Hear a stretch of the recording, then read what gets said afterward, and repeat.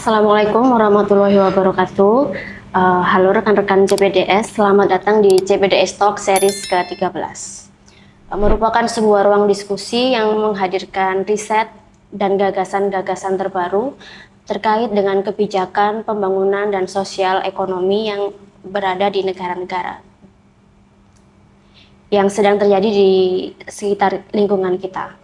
Podcast ini dipersembahkan oleh Center of Policy and Development Studies CPDS Indonesia. Buat teman-teman yang mungkin belum pernah dengar atau belum mengenal apa itu CPDS, jadi CPDS itu merupakan suatu lembaga riset dan publikasi yang dimana kita berkomitmen untuk bisa menjadi mitra bagi akademisi, peneliti maupun praktisi untuk bisa menghasilkan karya-karya yang bermanfaat. Pada series 13 kali ini, kita hadir dalam format podcast yang agar rekan-rekan CPDS nanti bisa mendengarkan di mana saja dan kapan saja melalui channel YouTube CPDS Indonesia. Bersama saya, Francisca, sebagai moderator akan menemani rekan-rekan CPDS pada series kali ini. Dan tentunya hari ini saya tidak sendiri. Kami sudah menghadirkan narasumber yang sudah expert di bidangnya terkait topik kita pada hari ini, yaitu inovasi dalam metode pengumpulan data pengalaman CPDS di lapangan. Dan narasumber kita pada hari ini adalah Saudara Devara Hersaning Jati SAP yang merupakan salah satu tenaga ahli di CPDS. Halo Devara, gimana nih kabarnya hari ini? Halo, alhamdulillah hari ini baik. Ini di sini aku manggilnya Mbak Siska aja ya, biar enak ya. Jadi nanti kalau misalkan didengar tuh nggak belibet, jadi mungkin manggilnya Mbak Siska langsung aja ya, Mbak ya. Ya, alhamdulillah baik hari ini. Devara sendiri sudah berapa lama menjadi tenaga ahli di CPDS Indonesia? Saya pribadi menjadi tenaga ahli di CPDS Indonesia ini sudah berjalan 2 tahun lebih ini. Jadi saya bergabung di CPDS itu mulai sejak saya masih kuliah. Jadi mungkin saya bisa dikatakan masih fresh graduate di sini ya. Jadi saya sudah bergabung menjadi tenaga ahli di CPDS Indonesia sejak semester 5. Jadi kurang lebih hingga sekarang ini sudah 2 tahun berjalan. Oke, jadi sejak semester 5 Devara sudah bergabung di CPDS. Sudah. Nah, itu gimana cara Devara membagi waktu antara perkuliahan dan menjadi tenaga ahli di CPDS Indonesia sendiri? Baik, nah di sini pentingnya kita menyukai hal yang kita sukai terlebih dahulu, entah itu hobi atau kegemaran-kegemaran yang lain ya Mbak Siska ya. Jadi ketika kita sudah tahu passion kita, sudah senang dengan hobi atau aktivitas yang kita lakukan, ketika kita combine dengan formal activity seperti kuliah atau melanjutkan studi dan lain sebagainya, itu akan bisa berjalan beriringan. Nah kebetulan apa yang sedang saya pribadi kerjakan atau kami di CPDS kerjakan ini selaras dengan apa yang sedang dibahas di dunia perkuliahan terkait dengan administrasi publik, of course, karena kita sekarang ini ada di jurusan administrasi publik ya, atau Departemen Administrasi Publik yang prodinya juga administrasi publik, membahasnya kebijakan, bagaimana kelembagaan, organisasi, dan mungkin beberapa hal di bidang sosial humaniora kita juga turut membahas seperti itu. Jadi karena memang sudah suka, sudah menjadi hal yang sering dilakukan dan relate dengan dunia perkuliahan juga, jadi bisa membagi waktunya selaras seperti itu. Bisa barengan lah gitu. Jadi memang dari kitanya sendiri harus mencintai apa yang harus kita lakukan. Benar. Dari 2 tahun itu tentunya kan pasti banyak nih pengalaman yang udah Devara lakukan selama riset dan turun ke lapangan. Bisa sharing nggak sih pengalaman Devara selama melakukan riset itu apa aja, dari mungkin persiapan, koordinasi tim, dan terjun ke masyarakatnya langsung? Oke, terima kasih Mbak. Ini pertanyaan yang sangat menarik.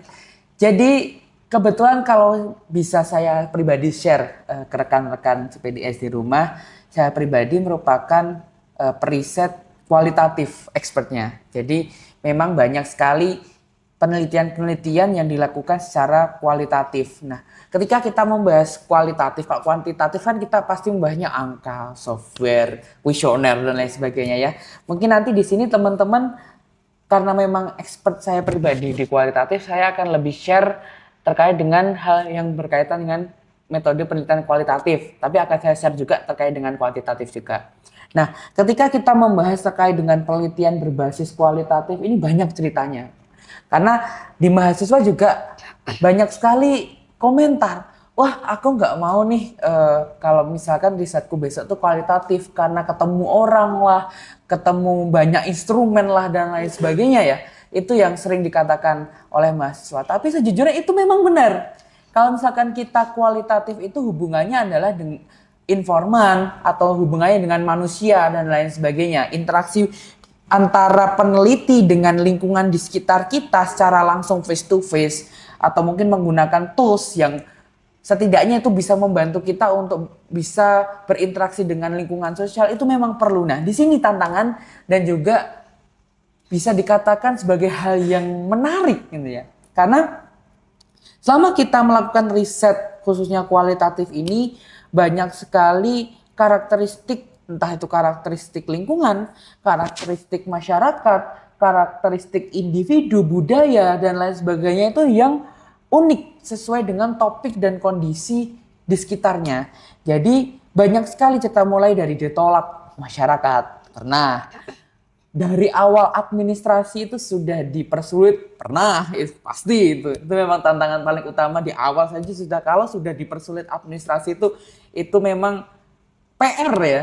Nah, terus alhamdulillah kalau bersih tegang dengan orang lokal nggak pernah ya. Alhamdulillah ini sampai sekarang nggak pernah karena memang pendekatan-pendekatan yang dilakukan oleh CPDS itu berbasis manajemen resiko. Jadi kita sudah planning dari awal, kita sudah studi dari awal bagaimana kondisi di lapangan itu terjadi sehingga kalau untuk konflik dengan lingkungan atau masyarakat lokal itu tidak pernah.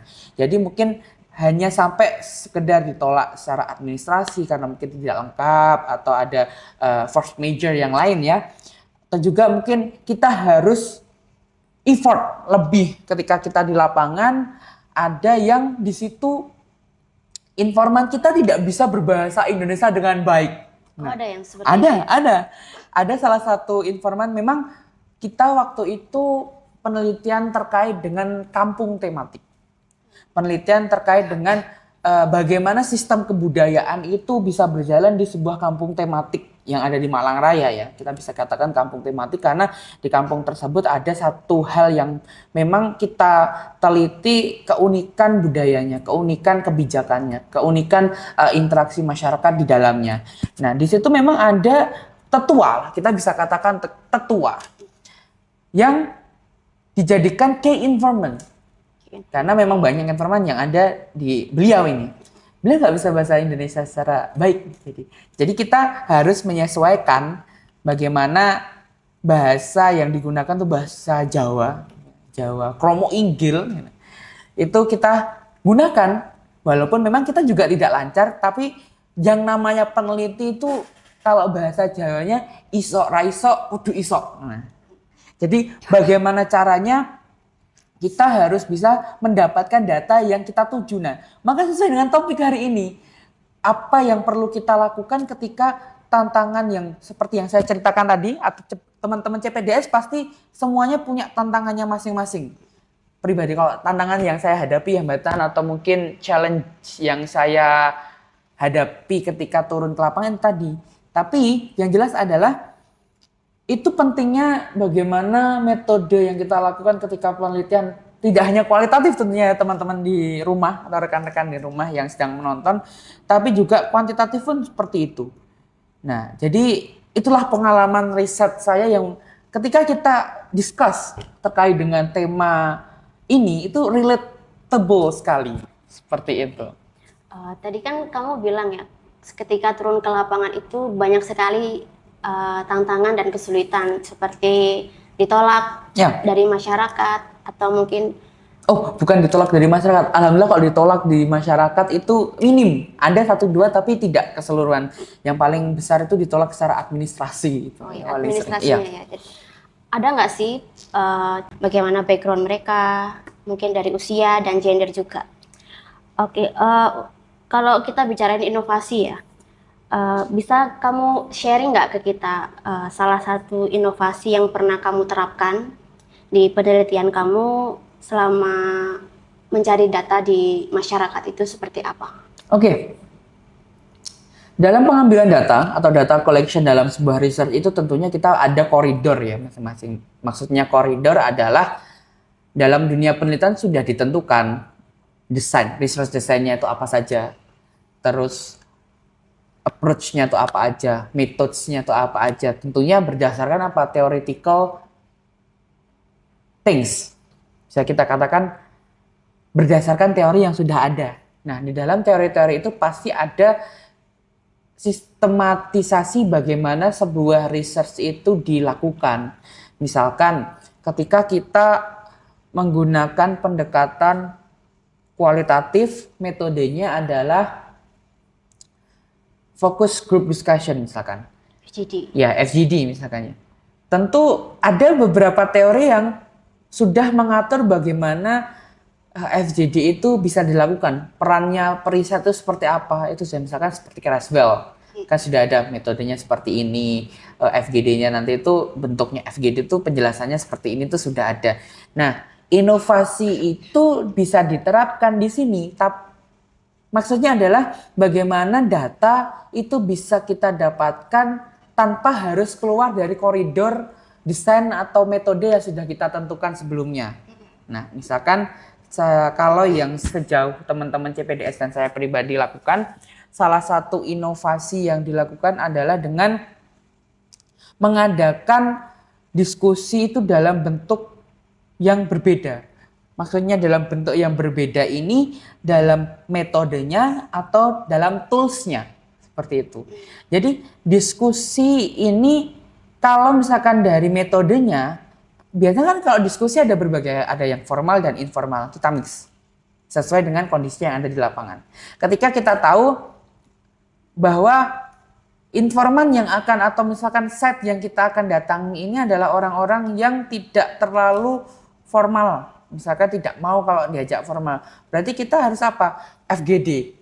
Di koridor yang kita harus FGD, cuman dalam metodenya kita ajak ngopi, duduk bareng, makan gorengan. Nah, contohnya seperti itu inovasi yang dilakukan ketika pengumpulan data. Jadi ketika itu dilakukan, data bisa terkumpul dengan santai dan enak. Tetap menjawab apa yang menjadi tujuan kita melakukan research tersebut. Seperti itu. Atau inovasi yang lain itu adalah penggunaan tools, teknologi.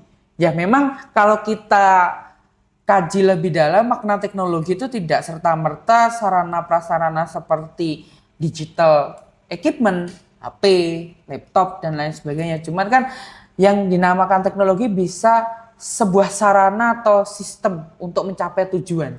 Nah, jadi tidak harus berbentuk benda. Nah di sini kalau misalkan yang bentuknya benda kita biasanya pakai hybrid. Jadi diskusi FGD dengan masyarakat tapi juga dengan laptop. Jadi bisa menyentuh berbagai kalangan. Entah dari kalangan jarak jauh atau kalangan yang jarak dekat. Dan juga bisa mengakomodasi ketika kita mendapatkan hambatan atau halangan. Informan kita tiba-tiba nggak bisa. Informan kita tiba-tiba berhalangan ketika diajak offline, jadi bisa daring menggunakan tools teknologi. Nah, teknologi yang lain mungkin bisa dari sistem.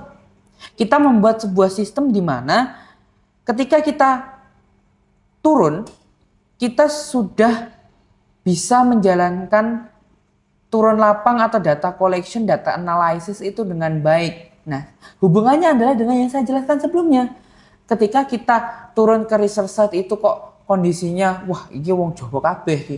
Wah, iki budayanya kental sekali, wah agamanya. Berarti kita apa? Menyusun sebuah pendekatan sistematis. Nah, di sini peran inovasi teknologi itu.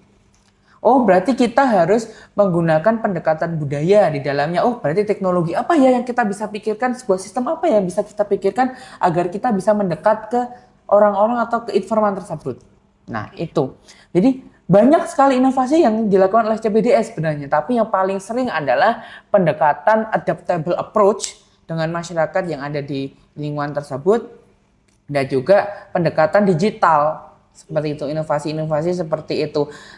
Tapi juga kita mengajak partisipasi dari expert tentunya, dari akademisi, praktisioner dan lain sebagainya di dalam data collection yang kita lakukan, inovasi yang kita lakukan, agar tadi kita bisa mendapatkan data tanpa keluar dari koridor.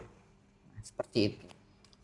Jadi memang untuk konteks turun lapangan itu bagi para peneliti itu memang harus beradaptasi ya dengan metode-metode yang terbaru untuk bisa mendapatkan data yang kita perlukan. Dan inovasi sendiri itu ternyata bukan soal teknologi dan alat aja ya ternyata ya. Jadi gimana cara kita bisa membangun kepercayaan dari masyarakat terhadap penelitian yang sedang kita lakukan. Oke, menurut Devara sendiri selama melakukan penelitian, apakah inovasi itu lebih efisien dari sisi biaya, dari sisi waktu, atau mungkin kebalikannya justru menambah kompleksitas dari penelitian itu sendiri? Oke, pertanyaan yang luar biasa nih, teman-teman di rumah juga ya. Jadi mungkin sebelum menjawab saya minum dulu. Izin minum dulu ya. Saya juga mau minum.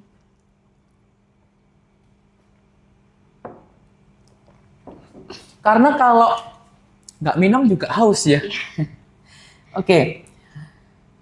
Jadi kalau pertanyaannya adalah terkait dengan pendekatan inovatif itu lebih efisien dari sisi biaya dan lain sebagainya, itu sebenarnya tergantung. Jadi memang disinilah kalau dalam research kualitatif itu bisa kita katakan peneliti adalah instrumen utama, karena penelitilah yang akan memutuskan bagaimana penelitian ini nanti akan dilaksanakan. Bagaimana penelitian ini akan diselesaikan, itu semua tergantung dalam bagaimana peneliti mengambil jalan, bagaimana peneliti memutuskan, bagaimana peneliti merencanakan. Jadi semua itu ada di peneliti. Jadi ketika sebuah penelitian, di dalamnya itu ada tim, research team, mereka pastinya tentu akan Anda berpikiran seperti ini.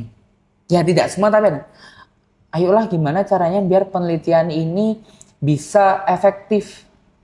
Nah, bisa efisien. Karena efektif dan efisien ini dua hal yang berbeda ya. Nah, kadang efisien, cuman efektif enggak gitu.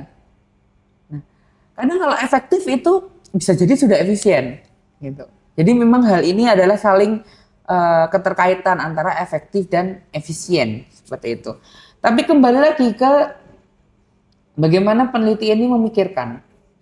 Ketika inovasi yang dimunculkan itu sekiranya adalah dapat membantu penelitian itu terselesaikan dengan baik dan optimal, tidak masalah. Misalkan dalam sebuah penelitian ini kemarin teman-teman CPDS itu turun ke daerah pelosok, di daerah gunung, di daerah Lumajang. Kita berinovasi.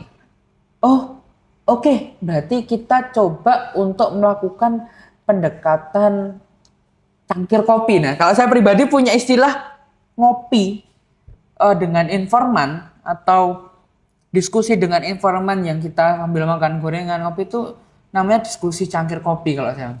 Karena di situ pasti ada minuman ya. Yeah. Nah, itu bisa kita lakukan karena apa? Inovasi yang kita munculkan itu sesuai dengan kondisi dan keadaan objek penelitian kita atau research site kita. Nah, maka apa? Data yang bisa kita sampaikan ada, tujuan yang kita inginkan itu tersampaikan dengan baik, bahkan kita sudah menjalin obrolan dengan mitra. Nah, tapi kalau inovasi yang kita munculkan berdasarkan, mohon maaf ini saya pribadi katakan bahwa memang kadang dalam sebuah research itu banyak peneliti yang wah ini nggak apa-apa ya, mungkin teman-teman ya, mohon maaf ya sebelumnya ya, mungkin Mbak Susa juga. Banyak peneliti yang, oh aku pengen terlihat penelitianku ini, wah penelitianku ini luar biasa gitu. Tanpa memikirkan apakah ini masuk akal untuk dilakukan. Apakah ini adaptasinya itu susah atau enggak misalkan. Jadi memang dalam sebuah penelitian itu novelty penting. Novelty itu bagus. Tapi jangan hanya novelty saja yang dipikirkan, tapi impact ke masyarakat dan cara untuk menuju ke impact itu kita juga harus pikirkan. Seperti itu. Kalau misalkan inovasi yang kita canangkan atau yang kita bisa katakan munculkan itu hanya sekedar untuk egoisme semata atau hanya untuk dilihat oleh orang bahwa penelitian kita itu, oh ini loh novelty kita tuh besar, novelty kita tuh baru. Cuman ketika dihadapkan dengan data collection yang inovatif tapi menyusahkan, ya buat apa gitu loh. Jadi inilah pentingnya kita harus menyesuaikan inovasi itu sesuai nggak dengan objek atau dengan research environment kita. Kalau misalkan itu sesuai, wah ini kita punya sebuah penelitian yang novelty-nya bagus. Tapi dengan novelty bagus ini metodenya juga gampang nih. Oh, berarti kita bisa berinovasi di sini. Misalkan kita menggunakan berbagai metode yang kita gabungkan, kita combine nih. Oh, ternyata ada teori A, teori B yang serupa, kita coba inovasi, kita modifikasi, kita gabungkan, jebret, muncullah metode yang baru. It's okay. Kalau itu bisa memudahkan peneliti untuk menjawab hipotesis atau research question-nya. Nah, seperti itu. Jadi tergantung bagaimana sikap yang diambil oleh seorang researcher atau research team ini ketika menghadapi sebuah penelitian. Mau penelitiannya inovasi tapi angel, bahasa Jawanya angel ya teman-teman untuk diselesaikan, atau research-nya ini tuh sebenarnya tanpa inovasi tapi dia sudah punya novelty yang besar. Kalau kita beri inovasi itu malah tambah memperlancar kegiatan research, milih mana? Tentunya kan yang tidak menimbulkan kesulitan bagi teman-teman peneliti sendiri. Nah, jadi inilah yang pertama harus dipikirkan mindset seorang peneliti, kebijaksanaan lah ya seorang peneliti untuk melakukan sebuah penelitian. Jangan hanya sekedar inovasi, impact-nya kurang. Inovasi, ternyata zong di data collection dan data analysis. Ya itu buat apa? Seperti itu. Jadi inovasi itu harus adaptable, fleksibel, impactable. Nah, seperti itu. Jadi jangan sampai bisa dikatakan ya tadi hanya egoisme semata. Pokoknya aku pengen terlihat wah, akhirnya aku berinovasi, inovasi tanpa adanya hal yang atau output yang berimpact juga ya it's not working. Itu buat apa? Useless seperti itu. Jadi memang sebagai seorang peneliti itu sebelum kita menentukan inovasi apa yang akan kita terapkan dalam penelitian itu, jadi memang nggak boleh ya, atau memang tidak disarankan untuk tujuan pribadi. Kayak biar penelitian ini terlihat wah lebih bagus dari yang lain, tapi memang juga harus memberikan dampak kepada masyarakat, kepada peneliti dan para pihak-pihak yang terkait. Mungkin meluruskan dikit. Kalau misalkan untuk dilihat, wah oke, itu sebenarnya hak masing-masing peneliti. Cuman yang saya harus highlight di sini, kalau memang nantinya sebuah metode data collection, entah itu dalam kuantitatif ya atau kualitatif, dalam kuesioner atau FGD atau interview atau observation dan lain sebagainya, sebenarnya ingin dilihat, wah itu it's not a big deal sebenarnya. Itu nggak masalah juga. Cuman ya tadi harus ada bagaimana pola pikir agar tujuannya dulu nih dicapai loh. Pengambilan datanya ini dulu diselesaikan gitu. Dengan apa ya? Dengan cara yang sesuai koridor, inovatif boleh, cuman ya adaptif, fleksibel. Ini adalah bagaimana data ini terkumpul tanpa harus keluar dari koridor penelitian. Nah, baru misalkan teman-teman kalau di dalamnya sudah memunculkan hal itu sudah terlaksana. Oh, ternyata apa yang sudah aku lakukan ini inovatif loh. Apa yang sudah teman-teman lakukan ini adaptable dan impact-nya ada loh. Nah, itu kita boleh membanggakan penelitian kita dengan novelty yang bagus, data optimal, analisis juga perfect. Nah, itu boleh. Jadi jangan di awal. Pokoknya dalam hal penelitian, seorang researcher itu harus matang di initial research planning lah. Mungkin dalam administrasi publik ya teman-teman, kita sering mendengar istilah fungsi manajemen ya. Paling utama kan planning. Banyaknya planning. Nah, planning ini harus kencang dulu. Di penelitian juga sama. Jadi kita harus planningnya seperti apa sehingga kalau kita tanyakan inovatif enggak. Nah, jadi tidak serta-merta pokoknya aku pengen bagus, pengen terlihat wah ya udah aku kadang menerapkan model atau metode yang out of the box. Oke, bagus, memang ini new di dunia penelitian, cuman kita belum mampu.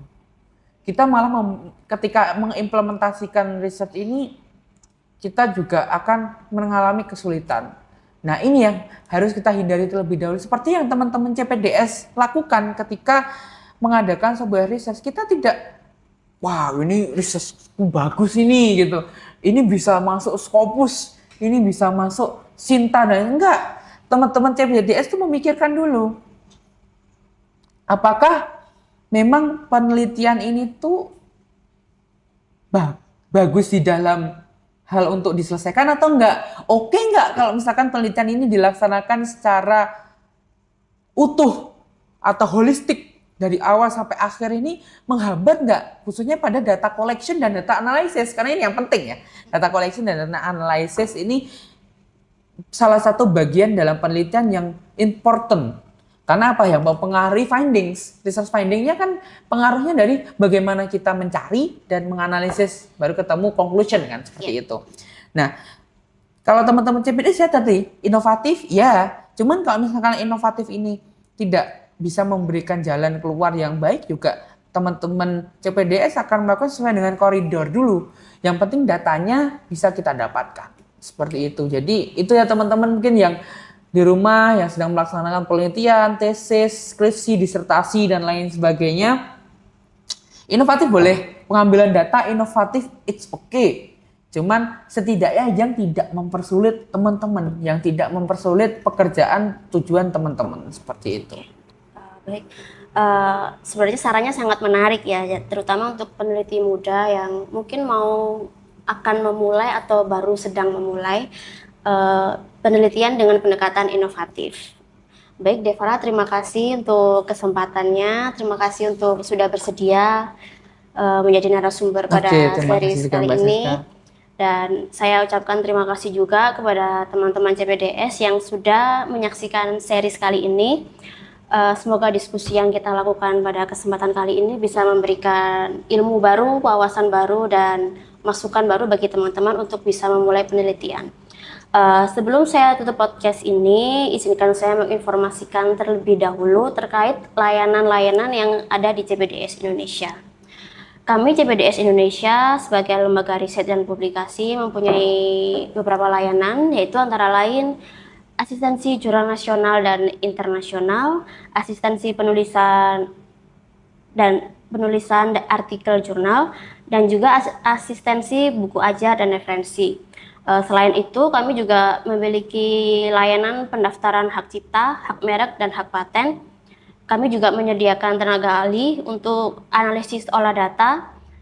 Kami juga ada penerbitan buku, publikasi jurnal, dan lain-lainnya. Untuk informasi lebih lengkapnya, teman-teman bisa langsung kunjungi website kami di www.cpds.co.id atau akun Instagram CPDS Indonesia di @cpdsindonesia, atau mungkin bisa langsung mau menghubungi WA kami di nomor 082245041922. Dan jangan lupa buat teman-teman semua terus dukung channel ini biar kami bisa memberikan informasi-informasi yang lebih menarik lagi. Dan jangan lupa buat subscribe, like, komen, dan share ke teman-teman kalian. Sampai jumpa di series berikutnya dengan topik dan narasumber yang lebih interaktif lagi. Terima kasih.